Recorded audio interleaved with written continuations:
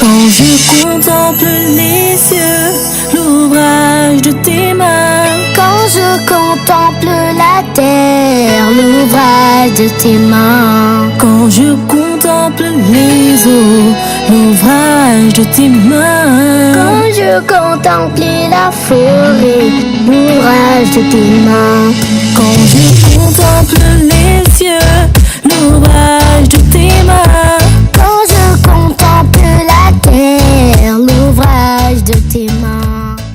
Shalom, shalom, Nayonde Kozali Kolandangai, c'est l'évangéliste Nukubika Guy, Christ de l'éternité, autrefois maître américain, ex-catcher américain. Nasalaka Mokili Yasoloka, Nazalaka vraiment serviteur ya Lucifer, Kati na Maboko ya Lucifer et Esikawapi Nzambe Azola Kingai. Pona bayebi ngai te, pona bayebalanda ngai te, mais naye nanzela ya vidéo oyo pona ko partager message moko important oyo ezako parler sur l'apocalypse. Esengo ya ko partager na bino message oyo parce que ezali vision oyo nazwaki na 2014 ceux qui nazali ko partager na yonde kozali kolanda ngai vision oyo message oyo ezali te parce que nasalaka vidéo mais Nzambe azali ko interpeller yo, Nzambe azali ko interpeller oyo ezali tout être humain na sena moi oyo et chaque chose a son temps et chaque chose aura son temps. Nzamba memaki ngai na paradis na 2014. Ezali vision moko ya Apocalypse et totanga verset oyo na Apocalypse chapitre 6 na verset 11. Une robe blanche fut donnée à chacun d'eux et il leur dit de se tenir en repos quelque temps encore, jusqu'à ce que fût complet le nombre de leurs compagnons de service et de leurs frères qui devaient être mis à mort comme eux. C'est-à-dire Jean amonaki vision oyo, c'est exactement oyo Nzambe ayaki kotalisanga na 2014. C'est-à-dire Nzambe azako interpeller biso, azako interpeller tout être humain. Et pendant que nazo faire passer message oyo, nazo sentir kimia kati na ngai parce que na sala kaba vidéo depuis nazwa vision oyo nanu nazwa kimia te et lelo vraiment nazwa kimia, nazwa vraiment kimia pendant que na lalaki na pongi nanga na moni lumière moko kiteli ngai, lumière wana kitelaki ngai lokola tinel moko boye et pendant que ekiti ezalaki lumière moko fort, ezalaki na force moko surnaturelle, ezalaki lumière moko, ezalaki na force moko oyo muta koke ko résister nango te. C'est-à-dire ezala lokola aspirateur moko boye lumière yango lokola aspirateur mais doux, aspirateur violent mais doux. Et na lumière wana ekomi lokola ko aspirer, ekomi lokola ko bendanga, ekomi lokola ko memanga, ekomi ko memanga. Donc ngai oui, nazalaki vraiment na corps na ngai oyo parce que natali na c'est comme si pendant que zo memanga c'est comme si nazalaki na misu mususu na simato moyen mususu oyo permettait que na mona na mbetu corps na ngai ezomata mais na mbetu corps na ngai etikali lisusu te. Mais ezali ba vision mususu na mona corps na ngai etikali. Tokoyeba na ko partager yango na deuxième partie. Et na partie oyo na mona corps na ngai ezomata natali na mbetu corps na ngai ezali lisusu te mais nga nazomata pe consciemment nazomona nazokende sans force. Donc nazalaki sans force na kokai ko sala te moko moko te ni ko résister. Et na memani bongo du coup na ko se retrouver na milieu moko ezalaki comme na parc moko ezalaki na château moko et na château wana na se retrouver ki na sima. Ezalaki château moko super, n'habite comment na koki ko expliquer yango.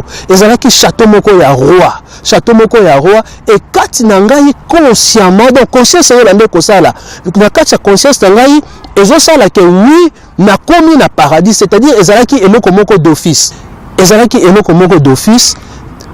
nayebaki ke nakomi na paradis et puis namoni château moko donc superbe ya roi et pendant que na se retrouvé na simanga moko tant na komi na se retrouvé na sima donc ba pelouse moko oyo na mona wana donc neti parc château tout ça ya roi tout ça calme moko donc nayebi te ata eloko to nini ozo sentir calme moko ya paix. Calme moko ya paix, ozo sentir bien, donc na senta bien, na senta paix, na senta donc na se retrouva, na komo na bana moko ya mikie et belé bazalaki ata ba 12. Bazalaki ata ba 12 we. Bana moko ya mikie ba âge entre 7 ans 8 ans. 7 ans 8 ans, bana wana bazalaki vêti na robe ya blanc, bazalaki bango nyonso ba robe ya blanc. Na kokaki pe ko distinguer te soki bana basi to bana mibali me bana kaka na esprit nanga oyo na monaki baye ko yambanga. Tant baye ko yambanga ibongo bazo sepela nga pe na sepeli bakomi komemanga. Donc c'est-à-dire nga pe na se retrouva ki mwana mukie. Na se retrouva ki na âge oyo lisusu te, nazalaki mwana mukie ya ba âge wana, ya ba âge ya 7 ans 8 ans, entre 7 ans 8 ans. Donc na conscience nga na esprit nga nazo sentir yango, donc c'est-à-dire naza mwana mukie ya ba 7 ans 8 ans. Mais comme on a bana wana baye ya ba âge wana ba 7 ans 8 ans baye ko yambanga bazalaki plus ou moins un nombre de 12 quelque chose comme ça. Baye ko yambanga bazo sepela bango nyonso bazalaki revêti na ba robe ya pembe et kati na ba robe wana ozo sentir ba robe moko comme si ekoki kozwa salité te etika kozwa salité te.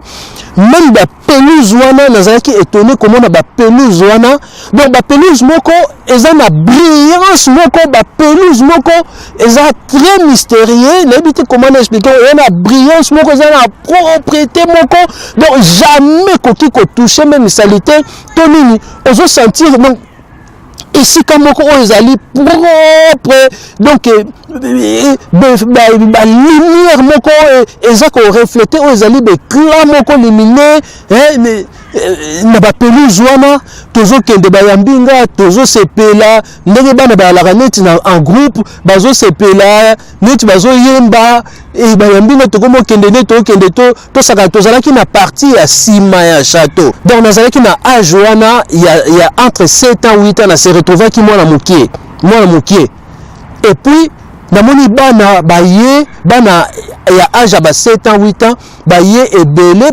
bazalaki plus ou moins de 12 baye ebele baye ko yambanga donc comme on a déjà ezali ba pelouse wana ba pelouse moko donc ezana ba éclat moko lumineux donc tu sens que ba pelouse moko eza ni na salité ko kozwa ni na salité c'est comme si tozo niata na eloko moko boye tozo sepela tozo tambola parce que baye ko yambanga toujours kende tozo sepela nde bana balaka bazo yemba bazo sepela en groupe bazo yemba bazo sepela biso nyonso tozalaki revêti na ba robe ya blanc et ezalaki siko poto kende na liboso parce que to se retrouva ki na partie ya sima ezala ko la bana ba osakana na bango na sima ndaku bana baye tout ça ba osakana na sima ndaku mais partia liboso ezalaki partia liboso esenge siko to kende na ko kende wana neti to sakana na biso tozo yemba tozo sane tozo kima na kadi ko sakana mais entre temps to kende ba partia liboso nde naye komona lumière wana lisusu na se retrouver na kati ya lumière wana et comme zongi sangai ezongi singai na se retrouver na chambre kiti singai tina mbeto esika na lalaki. Bien aimé, il est temps ya ko racheter ce temps. Nous avons bazali ko interpeller biso. Soki nano okwara na paradis te, mais naza ko yebisa yo, naza ko affirmer yo, mon frère, ma sœur, le paradis est réel. Le paradis existe. Là où Dieu m'a amené, na paradis en Zambé, na vivre yango, na vivre bana to sakani na bana wana biso so revêti en blanc na ndenge en clin d'œil ne ko se retrouver na kati ya lumière wana na zozonga pe na zo senti ki na zozonga pe et déposer ngai na kati ya mbetu esika na lalaki, c'est-à-dire nzamba za ko interpeller biso, nzamba za ko interpeller biso, le temps est vraiment mabe, tout ce que nous voyons dans ce monde est koleka, mais yesu akoleka te. Après cette vie eza na vie mususu, eza na vie mususu na verset na biso totangi oyo balobi tozela, donc c'est-à-dire bano bakuta maki wana bazalaki revêti na barobe ya blanc esengelaki bazela na repos pendant que bandeko na bango mosusu oyo bazali na se na moi oyo baza ko maltraiter bango, baza ko boma bango, bandeko wana baya. Donc nzamba za ko interpeller biso pe za ko affirmer biso que ce sont des choses réelles oyo même ndima te, mais yeba yango ke ngai nazali témoin ya paradis na vivre expérience oyo pe na zongi na koka ko raconter yango te malgré na sala ba vidéo, mais nazala na kimia te malgré na sala ba vidéo, nazala na kimia te et lelonde nazwi kimia parce que na koki lisusu te, c'est-à-dire nzambe aza ko interpeller tant eza penza mabe. Mes amis, to racheter ce temps. Après cette vie, eza na vie réelle na paradis, et si kawa pitoza la revêti na barobe ya blanc, eza vie moko réelle. Liwa eza liwa te, liwa ezali tout simplement chemin tope canal oyo ezo mema biso na vie réelle.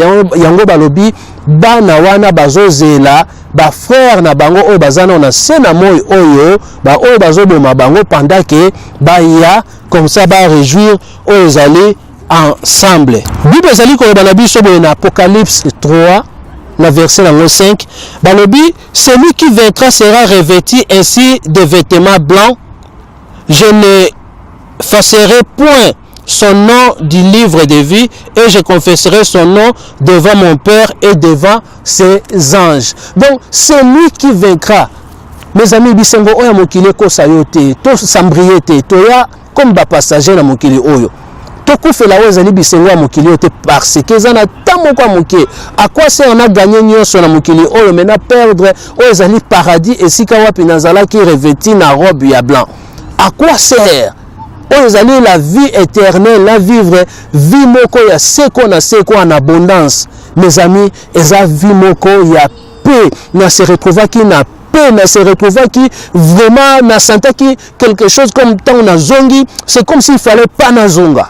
C'est comme s'il fallait pas na zonga na santa qui bien était, il fallait qu'il vraiment na tika la kona parce que na zoa qui na se retrouver aux autres la mokili moko mabezate ezalate existate aux autres la makambo nyoso eza vraiment paix vraiment c'est quelque chose où ezali na ebité tant nazo zonga lisusu na penser ya vision oyo na ebité vision bon to benga ngo vision parce que vision mais ezalaki nga nyonso corps âme esprit nanga na se retrouvaki na paradis. Robe ya blanc ezotali sa symbole ya sali yo oyo yebi Yesu te, il est temps nano yamba Yesu te na bomo na yo. Mon frère, ma sœur, on ne se moque pas de Dieu, les choses de Dieu est réelles bako sayote.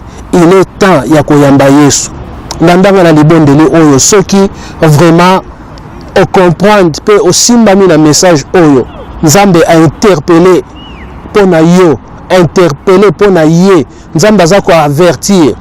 Ndenge atindaki ba Jean na île de Patmos na révélation Apocalypse. Nzambe atindinga na ye biso il est temps.